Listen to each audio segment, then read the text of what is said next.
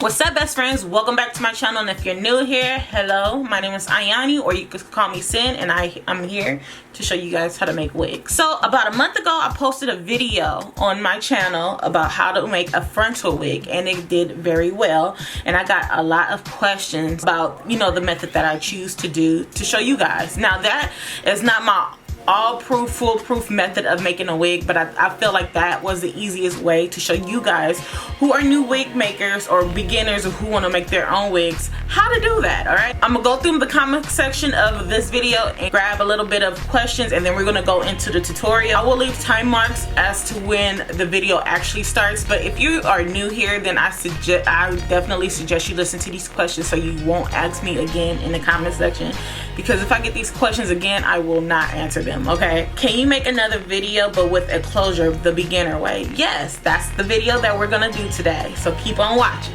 Somebody said, what do you do with the extra cap in the back? Are you talking about this extra wig cap in the back? You leave it there because it's gonna cuff the back of your head. Do not cut that off because you're gonna mess up the shape of your wig. I have a comment on my video about my blockhead. Okay, the girl said that I was using my blockhead wrong, and girl, no, you're wrong, because the blockhead is shaped just like your regular head. So you gotta think, in the front your face go flat, and in the back you have a hook, right? So your front, your face go flat, and in the back you have a hook.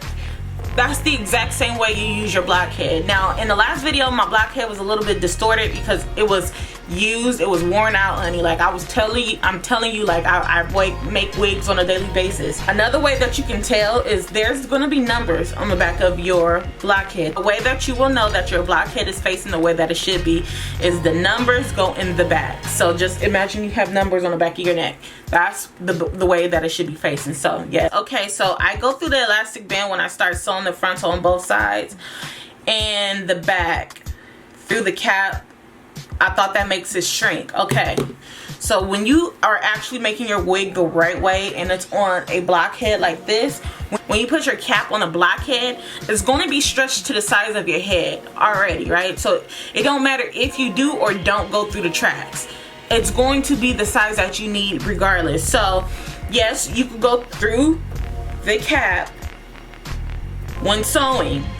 It's fine because it is already in the size that you already need. If you were sewing on a lot of people like to sew on those styrofoam heads, and you wonder why it don't stretch or is the size that you need, is because those styrofoam heads aren't shaped right and they're not your actual head size. Okay, so if you want to know how to measure yourself, you guys refer to that last video. I will leave it in the description bar, in the cue cards, and at the end of this video. All right, so yes, you could sew through the elastic band. It's okay, but you definitely need to invest in a blockhead. And once you invest in a blockhead, you'll be so happy. I swear to you, your wig making is gonna go to another level. Do you install combs in the unit? That's up to you. That's your preference. No, I don't install combs into my personal units, I don't typically do that onto customer units unless they request it. I don't like combs in my hair, and that's just that. Either I'm going glueless or we gluing that thing down. So I don't need combs or any of that. Can I make a wig on my sewing machine? Yes, I will end up making a wig on my sewing machine. I just need help recording that because it's going to be an awkward view. So once my boyfriend has the time to record me so I can show you guys, I will make that for you. Should your hair be braided underneath? I would say no, your hair doesn't necessarily have to be braided underneath. Me myself, I wear wigs a lot, so that is my protective style. I am natural, so my hair is definitely braided underneath. That's how my hair grows the quickest, because I leave it alone. So I would say braid your hair underneath if you're gonna commit to wearing wigs. If you're not a person that commits to wearing wigs, then no, you don't have to have your hair braided underneath. Yes, your wig will be the flattest looking and the foundation will be super flat if you have braids, but you could also put your hair in a low ponytail. Make your ponytail go down here, braid the ends of it, flip it up, and that's fine as well. I'm using a closure instead of a frontal. Should I place it a 1/2 inch or 1 inch in front of the wig cap? Yes. you do the same method that you would do for a frontal for the closure. So when you put it down, you want to pull the closure in front of the cap an inch or a half inch down. Okay, so I have a question that says, why measure when you're not doing anything to the cap? And she's talking about why measure your circumference or anything when you're not doing anything to the cap. That's because everybody's hair is a different size. Yes, me and you might have the same circumference, but our hairline starts at a different place. So your hairline might start up here, but my hairline start back here. Your temple to temple might be a different measurement, and your hairline up here starts different. So you definitely want those measurements, so when you place your cap down, you can make the wig a custom fit. And the last and final thing that I'm gonna say per questions is about the spacing of the tracks. So in the video, you saw me do a thumb space between each track, and that was because I was doubling my wefts. So when you're doubling a weft, you are putting two wefts together, so spacing your tracks are actually okay that way. You're not going to see in between your tracks, no nothing. But if you don't want to do that, by all means, you can use your pointed finger, which is like half an inch space between each track. No, you do not want to stack your tracks on top of each other, and there's no spacing or gapping, because you're going to use a lot of hair and it's going to take you forever to complete your wig. So in my video that I'm going to show you right now, I am going to double my tracks. I already doubled my tracks. I sewed them together with my sewing machine, so it looks like one track, but they're actually doubled. So you're going to see me do the thumb space, all right? But if you want to single out your tracks, by all means, boo, use your index finger to space them apart. So yes, let's get it. Alright, you guys, so Dsoar sent me this hair, and I am going to use it for this video. They did send me their Bodywave textures, 4 bundles, and a closure. I will leave all the specs to the hair down beneath, and I'm going to just show you what the hair looks like. It comes very neat. I actually really like this brand of hair because it bleaches good, it dyes good, and it keeps its integrity, okay? So this is Swiss lace. It is in a medium brown texture. It does have long baby hairs, and it is a pre-plucked closure. Hey now, so you don't have to do that much work.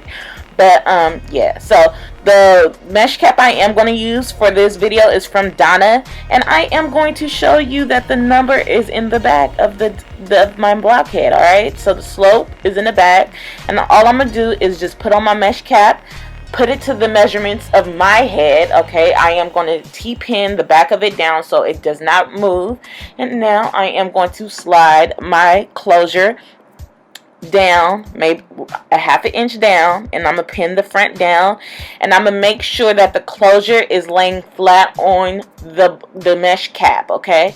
Because you do not want it to buckle. You don't want to pull it too tight either, but you don't want it to buckle. So you just want it to lay flush against your wig cap, all right? And then you want to pin that on down too, so it could be secure, so you could go through and you could sew it on down. So this is what you want your closure to look like.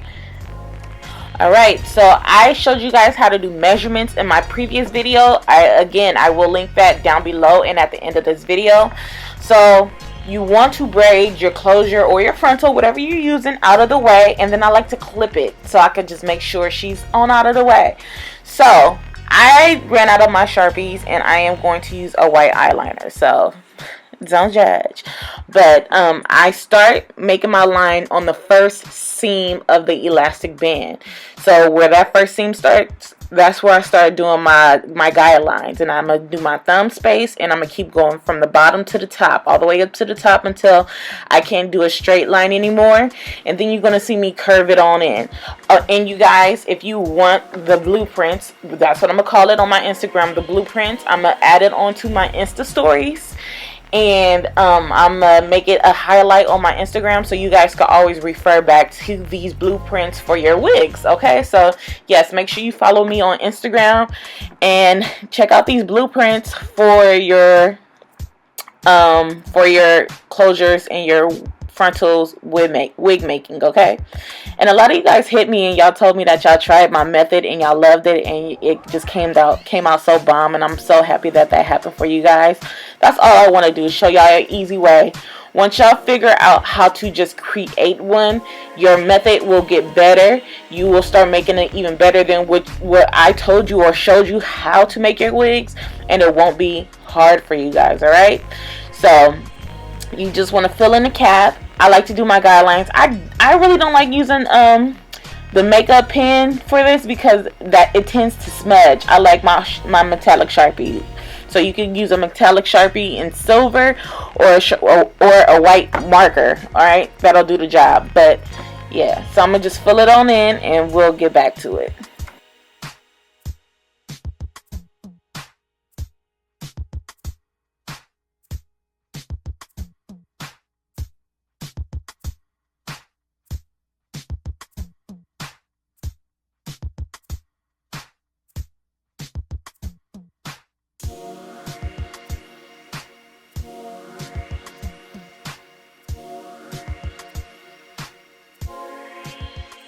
Okay, you guys, so after this line, the next track will be around the closure, so you don't necessarily have to mark that out. Alright, so I want to stress, make sure you are tying a knot at the end of your thread and your needle, okay? Because somebody commented and they said, how come their thread always falling off their needle? And I'm like, is it knotted? Like, because I'm confused. But yes, make sure you do that. I don't understand why I gotta say that, but yeah, I'll just make sure you guys do that. So you guys see me do this method on my last video. Put the needle through the cap and the closure. Go in between the strings, pull it through, right? And now you're gonna put the needle through the closure and you're gonna knot it, and you want to knot it all the way through the elastic band. And then once you get from the elastic band, you just want to just sew regularly. So knot it, pull it through, make sure it's tight, and keep doing that method, the same method. And that's the entire method of sewing. It's super easy. It's not difficult at all, you guys. It's just take your time, don't overthink it. You know, you're going to make mistakes your first time around, but the more you do it, the better you will get it.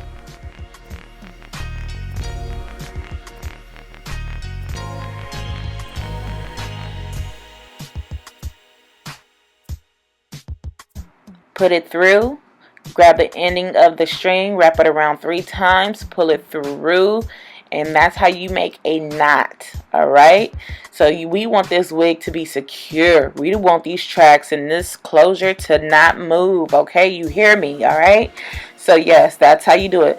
Start off your tracks or your closures with a knot, and you want to end it with a knot so you can secure both of them on the piece of fabric that you're sewing on. Alright, and you will not have any problems. And so I'm showing you, I went to the other side and I'm going to do the same motion.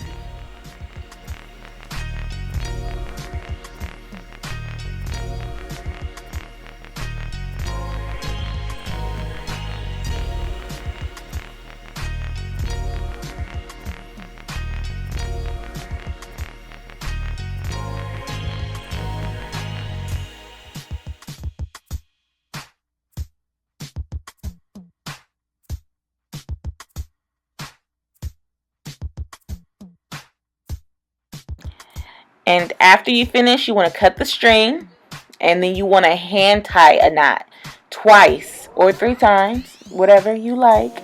But make sure you tie a knot twice just to secure it, and then you want to cut off the extra string. And you just do this for every single track that you have on your guidelines until you get to the top.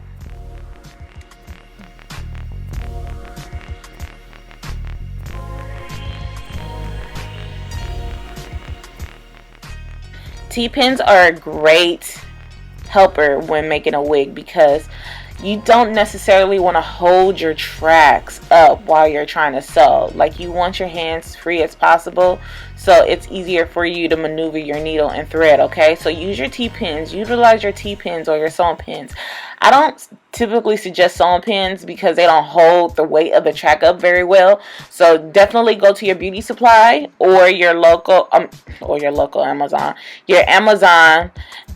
Order you some T-pins, and they will do you justice. Okay, so you just want to follow the same method. Put it through the cap, through the weft, pull it through, knot it. Yep, do it again until you get through the entire elastic band. Remember, because your wig and your mesh cap is on a wig head, it's not going to shrink. It's going to stay the same size. So it doesn't matter if you are going through the band, it's not going to shrink. All right, so that's something that you definitely do not have to worry about.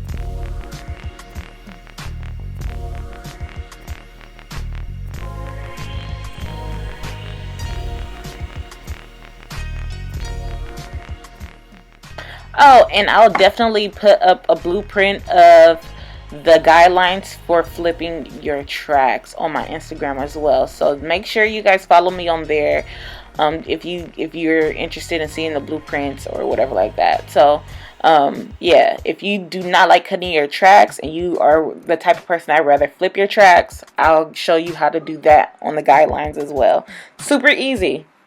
Okay, and the last thing is you want to sew on your lash track to your wig, and that's going to connect your closure or your frontal to your wig. So you want to line your lash track up against your closure or your frontal.